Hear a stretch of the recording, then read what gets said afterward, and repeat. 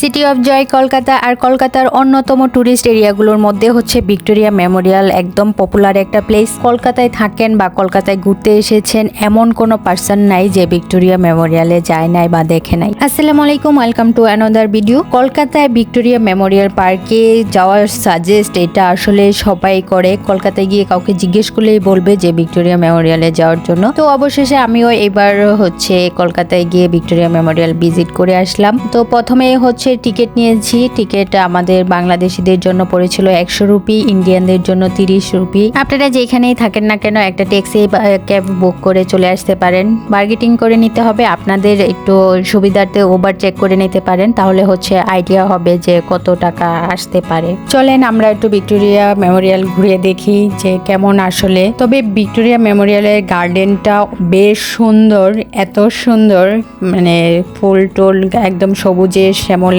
ভরা। কিন্তু কিছু কিছু জায়গায় কিছু কাপল আসলে এমন ভাবে চিপকায়া বসে রয়েছে, এগুলো আসলে দেখার মতো না। এত সুন্দর একটা পার্ক অথচ কিছু কিছু মানুষের জন্য পরিবেশটা আসলে নষ্ট হয়ে যায়। ফ্যামিলি নিয়ে ঘুরতে গেলে একটু সংকোচ বোধ হতেই পারে, স্বাভাবিক। যাই হোক, একটু ঘুরতে ঘুরতে আমি হচ্ছে এখানে সুন্দর সুন্দর কিছু ফুল দেখতে পেলাম, আমার কাছে খুব ভালো লাগতেছিল। আর যেহেতু আমি একা গেছিলাম, স্বাধীন মতো ঘুরতেছিলাম, এখানে কিছু কাঠবিড়ালি ছিল, তো কাঠবিড়ালি দৌড়াইতেছিল, আমিও দৌড়াইতেছিলাম। আর এই পাথরের উপরে হাঁটার যে জনজন জনজন একটা শব্দ হয়, এটা খুব ভালো লাগতেছিল। বুঝলাম না ভিক্টোরিয়ার ভিতরে এই কুত্তাটা কি করতেছে। এই তুই কি বেঁচেছিস? হাঁটতে হাঁটতে আমি একদম মিউজিয়ামের সামনে চলে আসছি। আর এখানে আসলেই দেখতে পাওয়া যাবে রানী ভিক্টোরিয়া বসে আছে একটা রাজকীয় ফিল নিয়ে। এন্ট্রির সময় যে টিকিটটা ছিল ওটা অবশ্যই রেখে দিতে হবে, কারণ এটা ছাড়া হচ্ছে আপনাকে মিউজিয়ামে ঢুকতে দিবে না। সো মিউজিয়ামে ঢুকতে চাইলে অবশ্যই টিকিটটা হাতে রাখতে হবে। এবার হচ্ছে মিউজিয়ামে ঢুকে গেলাম। এটা মূলত কলকাতার মোস্ট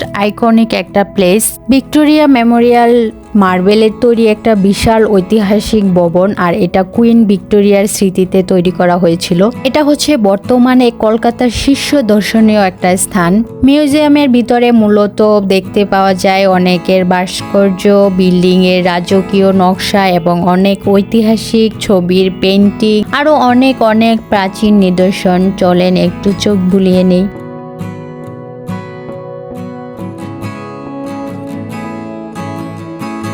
এটা কোন সেলফি তোলার স্টাইল? মহিলাটা সেলফি কেমনে তুলতেছে আমি তো এই কল্পনা করে পাইতেছি না। যদিও একলা একলা আসলে কোথাও ঘুরতে গেলে সব দিক দিয়েই মজা পাওয়া যায়, জাস্ট হচ্ছে কিছু ছবি টবি তোলা যায় না। তবে আমার ক্ষেত্রে এই জিনিসটা প্রবলেম হয় না, আমি প্রায় ম্যাক্সিমাম জায়গায় হচ্ছে একা একা ঘুরতে যাই। তো ঘুরতে গিয়ে হচ্ছে টুরিস্ট প্লেস গুলাতে অনেকেই থাকে, আর বললেই কিছু ছবি ভিডিও নিয়ে দেয়, আর সাথে সাথে কিছু থ্যাঙ্কস আর সরি বললে আর কোনো প্রবলেমই থাকে না। তো আপনারা একা কোথাও ঘুরতে গেলে এই ট্রিক্সটা অবশ্যই খাটাইতে পারেন। দেন হচ্ছে দোতলায় চলে গেলাম। আর দোতলায় এই জায়গা থেকে ভিক্টোরিয়ার এত সুন্দর একটা ভিউ আসতেছিল, খুবই ভালো লাগতেছিল। এখান থেকে কলকাতার সবচেয়ে বড় বিল্ডিং এর টাওয়ারটা দেখা যাইতেছে। এরিয়াটা বিশাল বড়, তো একটু সময় নিয়ে আসলে সুন্দর করে রেস্ট নিয়ে ঘুরে টুরে দেখা যাবে। ভিক্টোরিয়া মেমোরিয়াল প্রতিদিনই খোলা থাকে, তবে হচ্ছে মিউজিয়ামের পোর্শনটা হচ্ছে সোমবার দিন বন্ধ থাকে, তবে গার্ডেন প্রতিদিনই ওপেন থাকে। মিউজিয়াম থেকে বের হওয়ার পরের জায়গাটাই হচ্ছে বেশি সুন্দর, বিশেষ করে লেকের পাড়টা এত পিসফুল